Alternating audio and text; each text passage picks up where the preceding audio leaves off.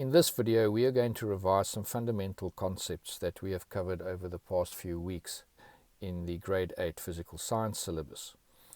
Now, the first thing we're going to do is we're going to look at the periodic table, because this is where in your tests and your exams you are going to extract a lot of the information that you are going to require in order to answer the questions that are going to be presented to you.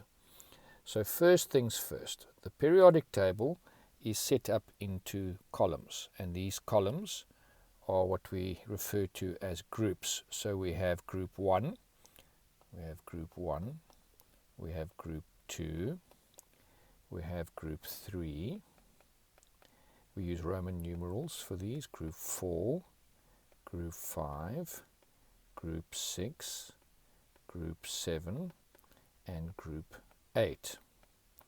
Now you'll see that they are actually represented there, and this is the periodic table, or the form of the periodic table that you will get in your tests and your examinations. You will see there is also another numbering system which includes the transition metals, but we are not really going to work with this block of elements in the syllabus. We are going to work up to element number 20. So what can we get from the groups? What information can we get? So one of the things we can get is the amount of valence electrons in an atom. So all elements in group 1 have got one valence electron. So I'm going to write it there. One valence electron, VE for valence electron. Group 2 has 2 valence electrons. That means every atom in this group has got 2 valence electrons. Group 3 is going to have 3 valence electrons. Group 4, 4 valence electrons. Group 5, 5 valence electrons. Group 6, 6 valence electrons. Group 7, 7 valence electrons. And group 8, 8 valence electrons. Now, this is generally the rule for the first 20 elements up to here. Things get a little bit more complicated when we start going deeper into the periodic table from 20 onwards. But for grade 8, these rules will be satisfactory. They will be sufficient. Now, another thing that we can get from the groups is the charge of the ions when the atoms in a particular group form ions. Now remember, ions are charged atoms which have been formed in order to ensure that the outer energy level is full. So metals tend to lose electrons and form positive ions. So we find that group 1 elements form +1 ions, group 2 elements form +2, group 3 +3, group 4, as we've discussed before, it costs too much energy to move electrons around to form ions, so it doesn't form ions under normal bonding circumstances. Group 5 forms -3 charge because it gains, these elements here gain 3 electrons to form negative ions and to fill their outer energy level. Group 6 forms -2, group 7 forms -1 ions, and group 8 has full outer energy level, so it doesn't form ions like group 4, but for a different reason.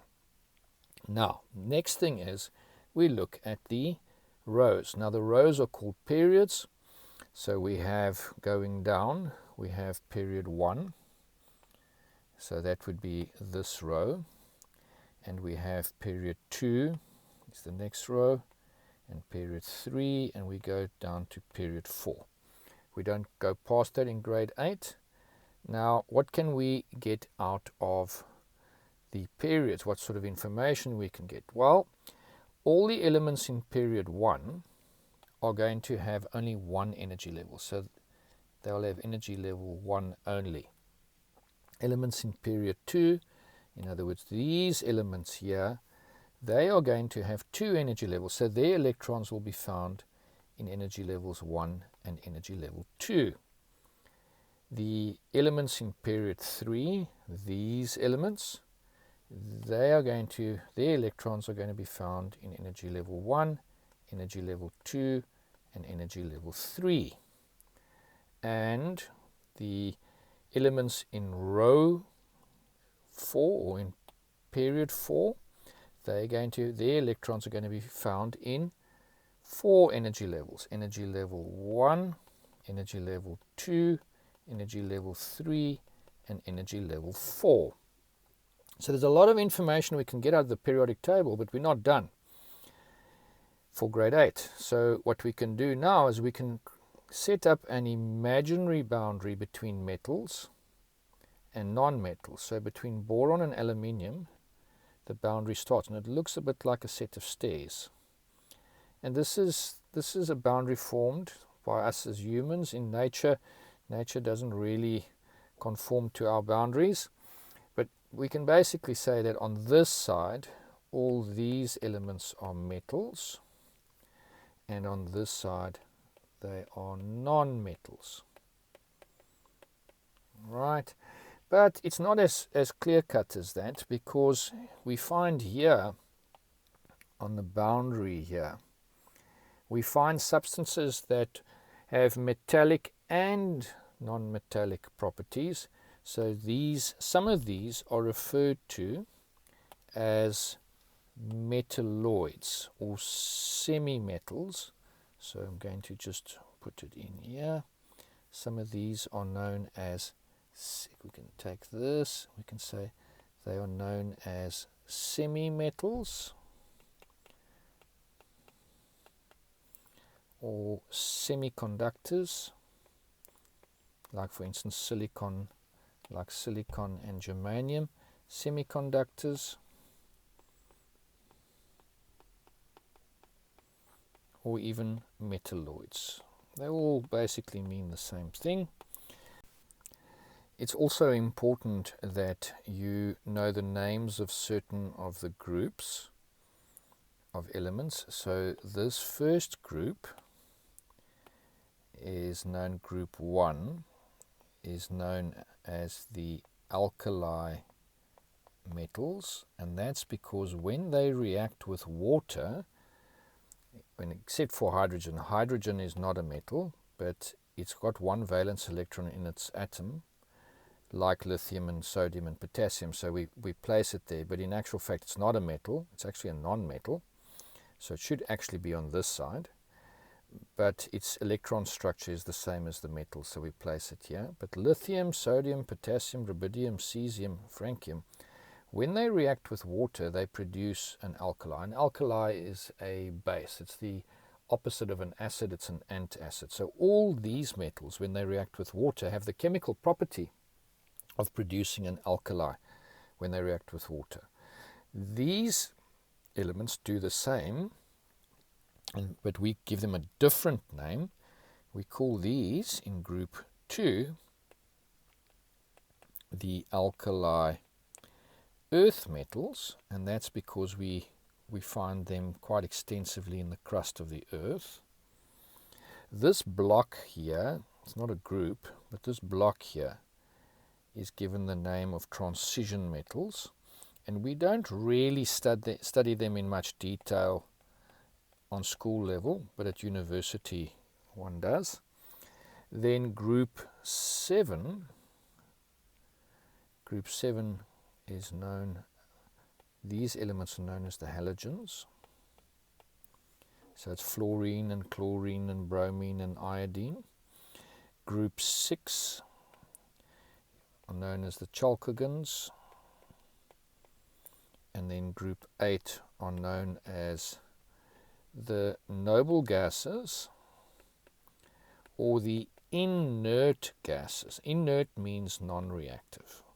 Because they have filled outer energy levels, there's no need for them to react with anything else. So as you can see here, there is a lot of information that we can extract from the periodic table, which we will need in order to answer certain questions that you will encounter.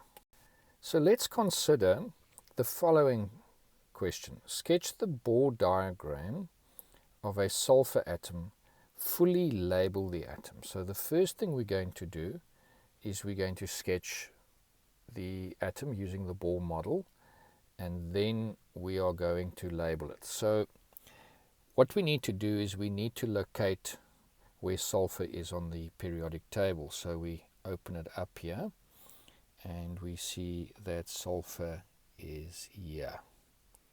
So notice it's in group 6 and it's sitting in period number 3.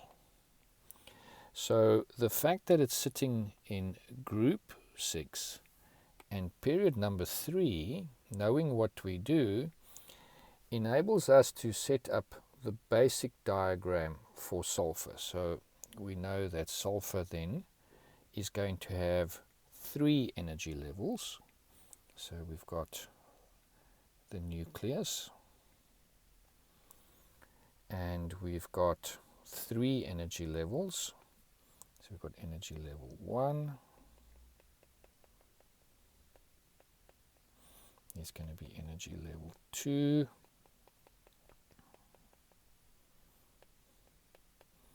there's going to be energy level 3,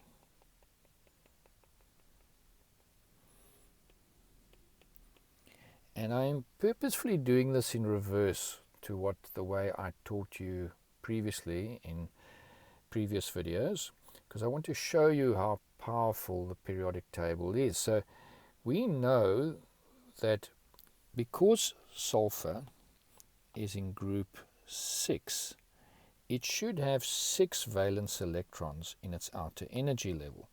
So its outer energy level is going to be energy level 3. So there'll be 1, 2, 3, 4, 5, 6. And I know this is strange because I seem to be doing it in reverse, because normally we started from energy level 1, then energy level 2, then energy level 3, but I'm doing it in reverse on purpose. Now remember, you were taught that if you look at the energy levels as stairs, then energy level 1, we can fit 2 electrons, energy level 1. Energy level 2, a maximum of 8. 1, 2, 3, 4, 5, 6, 7, 8. Energy level 3, a maximum of 8. 1, 2, 3, 4, 5, 6, 7, 8. And energy level 4, up to the first 20, you can put in 2. But now, recall that in actual fact, in energy level 3 and 4, one can actually add many more if one studies the elements beyond number 20. In other words, when I say number 20, I mean element 20, which is calcium. Keep in the back of your mind that in actual fact, energy level 3 can actually take 18 valence electrons, and energy level 4 can actually take 32. But this is not for grade 8. So we are going to work with 2, 8. We're not going to work with those 8. We're not going to work with those 2. But please note, the 2 is not the maximum number. It's not the maximum number because if you look here, we're stopping at calcium, which is element number 20. If one continues with these elements, you've got many more valence electrons to get added. So that's one of the reasons why we stop at element number 20, because that's the element just before you start going into this transition metal block where things get way more complicated. Now, working with the fact that the maximum number of electrons in energy level 2, energy level 1 is 2, and energy level 2 is 8. For grade 8, maximum number of electrons in energy level 3 is 8. We can then do the following. We can say, well, okay, so energy level 1, we know must have 2 electrons. Right, so it's got 2 electrons, one there, and energy level 2 must have 8. So it's 1, 2, 3, 4, 5, 6, 7, let's put in another one there, 8.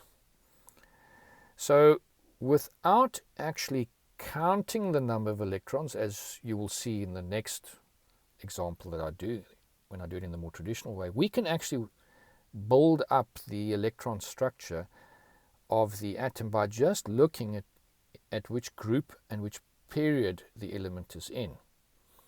Now, what about the nucleus? We haven't looked at the nucleus yet. So what we do is we go to sulfur on the table there, and unfortunately I have crossed that out, covered it, so I'm going to do that. So sulfur has got an atomic number of 16 and a mass number of 32. So if we look here, sorry about that. So if we look here, we know that from the table, 16 sulfur, 32. This number, the atomic number, the smaller of the two numbers is the atomic number or the proton number, tells us that we have 16 protons, and because it's an atom, remember it's an atom, the number of protons and electrons must be the same because atoms are neutral. So the number of electrons must also be 16. And then the number of, this is the mass number, which is the number of protons and neutrons in the nucleus, because most of the mass of an atom is in the nucleus. So from this, we can say the number of neutrons is the number of protons and neutrons, or the number of nucleons in the nucleus, which is 32, minus the number of protons in the nucleus, which is 16, and it gives us 16. So, opening up here, we can say, instead of drawing 16 protons and 16 electrons, we're not going to do that. We're just going to say 16p plus and 16n0. And so that is our nucleus. So I have drawn this atom, or should I rather say the diagram or diagram of a sulfur atom, in reverse to the way I taught you in previous videos. Now let's label it. So first things first, we label the nucleus. We draw a line, we put nucleus, and then we draw a line for the neutrons, so the N0, neutrons. The P plus is protons. These three are known as energy levels, so I'm going to write that as an energy level.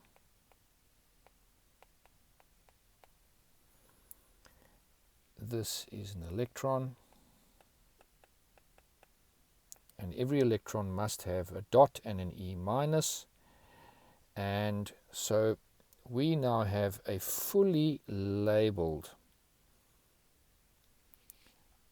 Bohr diagram. Well, there's one thing missing. What do you think that is? Well, it should actually be the fact that there should be a title. So we should put a heading. I'm going to put the heading underneath. I'm going to say, okay, this is the Bohr diagram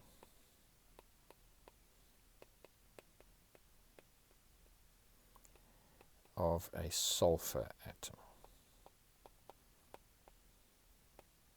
Now you only do this if you're asked to draw a fully labeled Bohr diagram.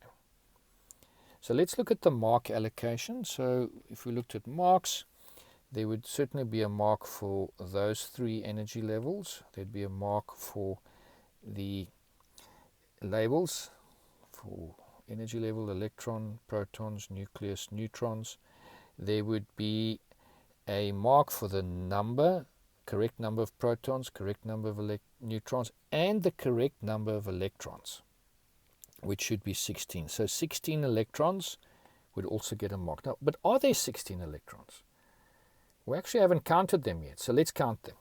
So we see there we got 1, 2, then it's in the second energy level, it's 1, 2, 3, 4, 5, 6, 7, 8, 2 plus 8 is 10. In the outer energy level, 1, 2, 3, 4, 5, 6, and 10 plus 6, voila, is 16 electrons. So you see this method works. The next problem asks us to sketch the Bohr diagram of an aluminium ion. Now, an ion is a charged atom. Now, ions are formed through the gaining or the losing of electrons. Now, aluminium, the first thing we need to do is we need to go and look at where we find aluminium. So we find aluminium here. Now I'm going to draw this one using the more traditional method that I taught you in previous videos, rather than using the reverse method that I taught or showed you in the previous slide. So looking at aluminium, instead of looking at its group number and its period, it's in group 3. We see here it's in group 3 and it's in period 3, as we can see here. I'm not going to use that in order to determine how many energy levels and how many electrons there are in the outer energy level. I'm going to purposefully do this the traditional way. So aluminium is 1327. You can see it's 13. It's got an atomic number of 13 and a mass number of 27. So I'm going to use that. So we start off and say, okay, so aluminium has an atomic number of 13, which means the number of protons in its nucleus is 13. It means that the number of electrons is going to be 13 if it's an atom. But now we are being asked to draw the ion. So we've got to be careful here, because in ions the number of electrons is different from in the atom. So for the time being, I'm just looking at the number of electrons in an aluminium atom. If we look at the mass number is 27. So that's the number of nucleons.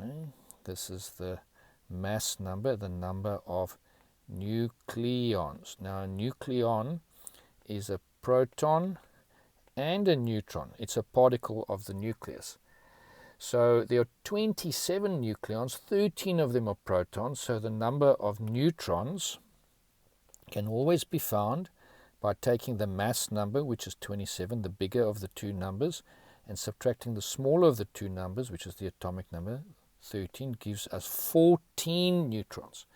So we can start off now on the inside of the atom. So I'm going to go to the nucleus. Yeah.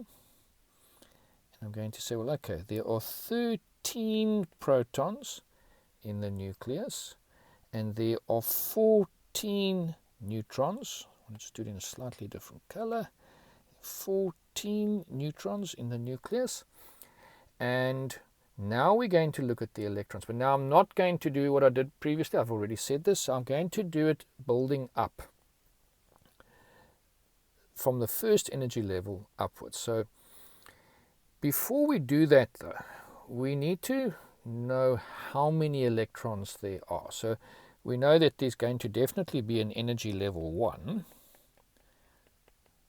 Or how do we know that? Maybe there isn't. Well, in the case of a hydrogen ion, there isn't, because there are no electrons in a hydrogen ion.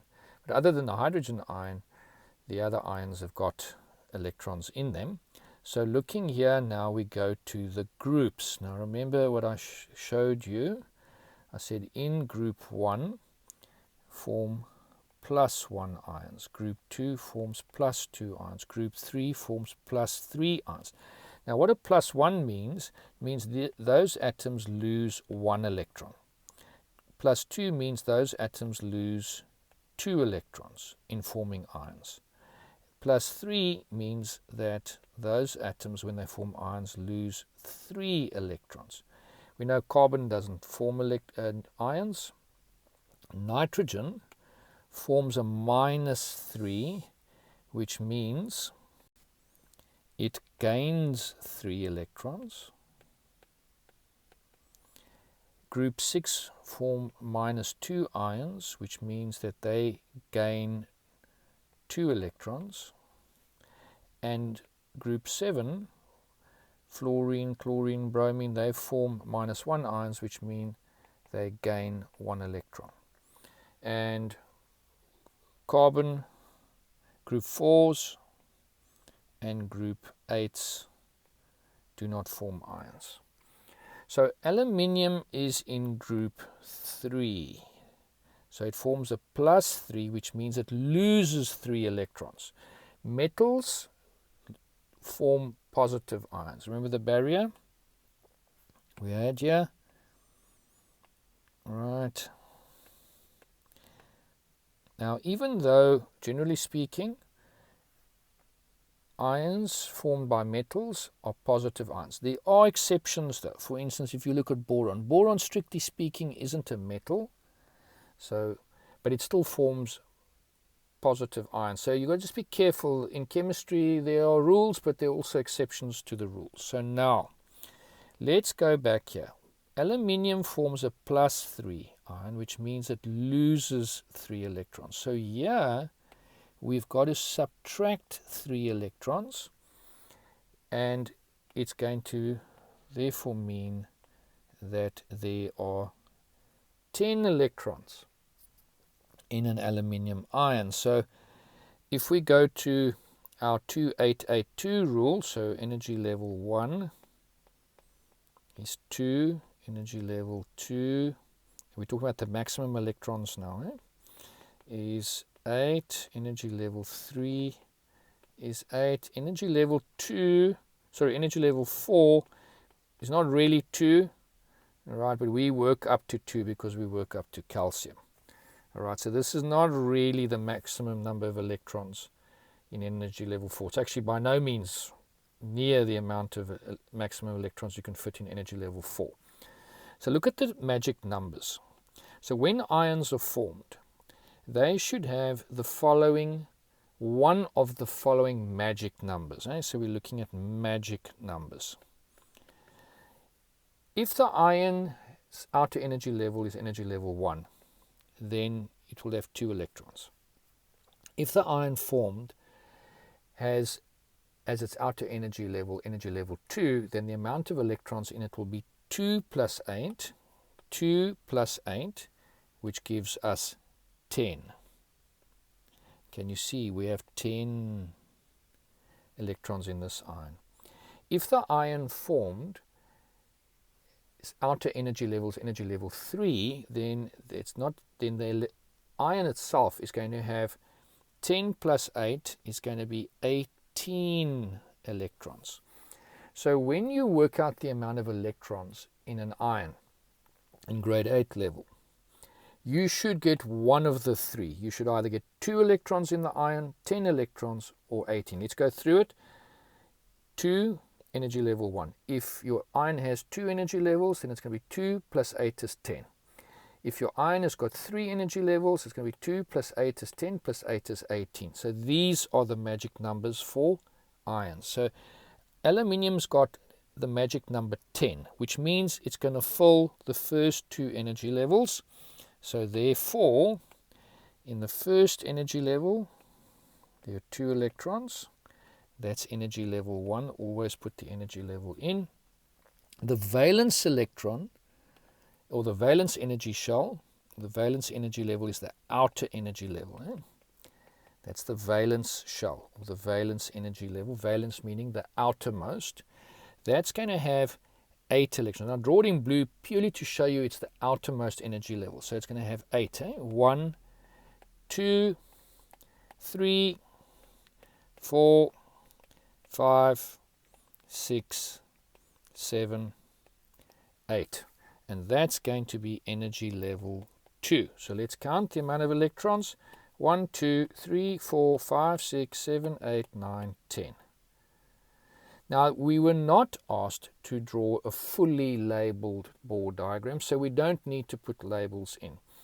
We do need to put in the number of protons and number of neutrons in the nucleus. We do need to label, if you want to call it that, energy levels 1 and 2. We must represent each electron with a dot and E minus. And we almost finished. There's one last thing we need to put in. What do you think that is? Well, let's think about what is an ion. An ion is a charged atom that is formed by the gain or loss of electrons. We are missing the ionic charge. That ionic charge is very, very, very important. It's what makes an ion an ion. And so the ionic charge for aluminium is +3. So therefore we need to put in the charge +3. And if you want to, you can put it in brackets. You don't have to, but you do need to put the +3. I am going to look for the +3 in your test and in your exams. So this is the aluminium ion, and we can represent it in a symbol form as aluminium +3, but the Bohr diagram for aluminium +3 is this, and this together with the charge then finishes off this problem. The last problem we're going to look at in this video is the following. Sketch the Bohr diagram for the nitrogen 15 ion, or the N hyphen, that's not a minus sign, it's a hyphen, N-15 ion. Now, this is a tricky one because inside this problem is another concept, and that is the concept of isotope. As soon as you see this with an element's name, a hyphen and a number, then you know that this is an isotope of the element. So this is an isotope of nitrogen. Now, if we go to nitrogen on the periodic table, we find nitrogen there. We see that nitrogen has got an atomic number of 7 and a mass number of 14. But now you must be very, very careful, because what I have given you is an isotope of nitrogen. Now, isotopes are atoms of the same element that have a different number of neutrons. In other words, they have different mass numbers. And so the way we name the isotopes, or we distinguish the isotopes from each other, is by adding the hyphen with the mass number. So the standard isotope for nitrogen is in actual fact nitrogen 14, but I've given you nitrogen 15. Now, what a lot of learners do, or have done in the past, is they go to the periodic table and they ignore the 15 and they stick with the 14 because they're sticking with the periodic table. But you've got to be careful. I've explicitly given you a isotope of nitrogen. So now, what we are looking at is in actual fact the following. We are looking at 7 nitrogen 15. All right. Over and above that, I've asked for the ion of nitrogen 15. So I've combined isotopes, Bohr diagrams, and ions. So now looking at where nitrogen is on the periodic table, we find nitrogen, and it's in group 5, where the ionic charge is -3. So remember, what if it's -3, then it means that these elements, when they form ions, gain electrons from other atoms, invariably metal atoms, which give them up. But that you won't learn about now. You'll learn about that in more detail in grade 10 when you do ionic bonding. So this is a nitrogen -3 ion.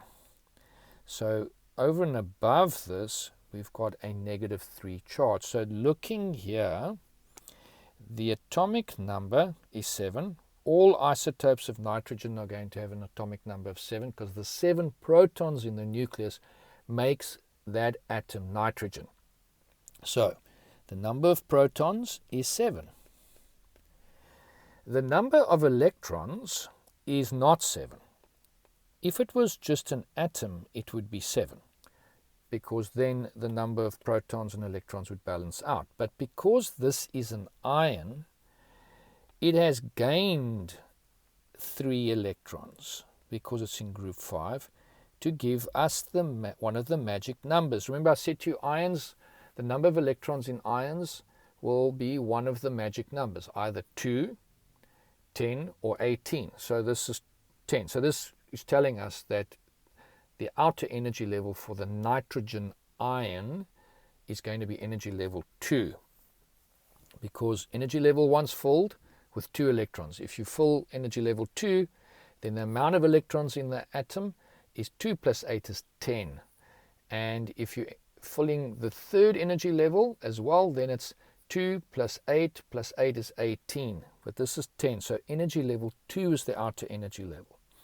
Now, when it comes to the number of neutrons, well, it's not difficult.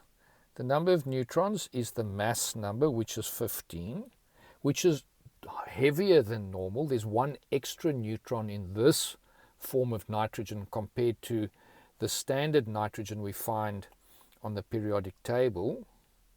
So this number of neutrons is 15 minus the atomic number of 7, so 7 protons, which gives us 8 neutrons.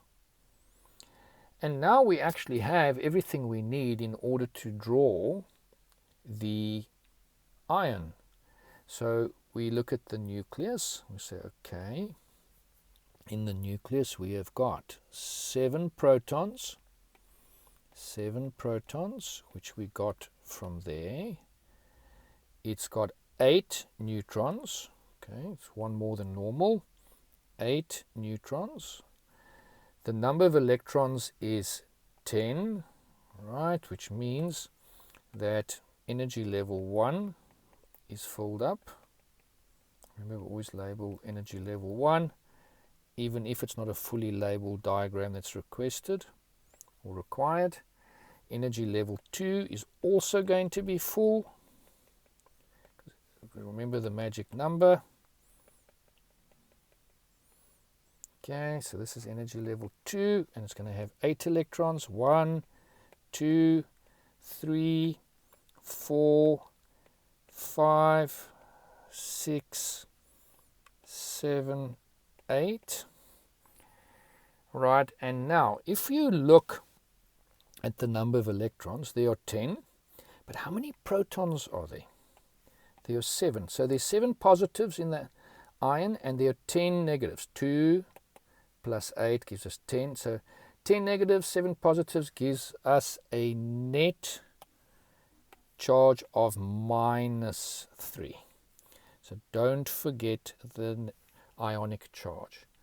And so that is the Bohr diagram for the nitrogen 15 ion. There's no need to put in a heading. There's no need to put in any other labels. There is one other thing I'd like to mention. When it comes to the non-metal ions, remember what I taught you, that these elements here, the nitrogen and the phosphorus and the sulfur and the oxygen and the fluorine and the bromine, when we name their ions, we add an IDE. We add an IDE. IDE. We call this a suffix because it comes at the end of the name of the ion. So for instance, the ion that we have actually drawn is a nitride ion, but because we were drawing an isotope, I needed to add the mass number to show you that it was different to the nitrogen-14. But normally the ions would be nitride, oxide, fluoride, phosphide, sulfide, chloride, and bromide. But generally we don't go down here because these are not in the first 20 elements. As you can see, the atomic numbers are bigger than 20. So this was a tricky question because it was integrating quite a few concepts that we have covered in the past few weeks. It's the use of the periodic table. It has included the Bohr diagrams using energy levels. It's also included ions, and it's included isotopes. So let's just quickly revise. An ion is a charged atom that has either gained or lost electrons in order to fill the outer energy level in the most energy efficient way. An isotope are atoms of the same element. In other words, they have the same atomic numbers, they have the same number of protons, but where they differ is not in the number of protons, neither in the number of electrons, but in the number of neutrons. So their mass numbers are different. So nitrogen-15 has a different mass number to nitrogen-14, which would have a different mass number to another isotope of nitrogen, say nitrogen-16. Now, if you go to the periodic table in my classroom, on the right-hand side of my classroom, and you go and look at that periodic table, that's a lot more advanced than this periodic table. You will see that in actual fact, none of these numbers are whole numbers. They all have got decimals in them. And the reason for that is that with more advanced periodic tables, this is not a mass number, but it's actually a relative atomic mass, which is an average of all the mass numbers for the different isotopes. And we find that most elements on the periodic table have actually got isotopes, but some of the isotopes are extremely scarce. So this video has served to revise some of these fundamental concepts and to show you how to use the periodic table to gain information about the amount of valence electrons in an atom, the ionic charges of ions, the amount of energy levels in a particular atom or ion, and also to enable you to feel comfortable that with a periodic table and your knowledge of atoms, ions and isotopes, that you should be able to do most of the questions on this section that you encounter in the upcoming test and examinations in the future.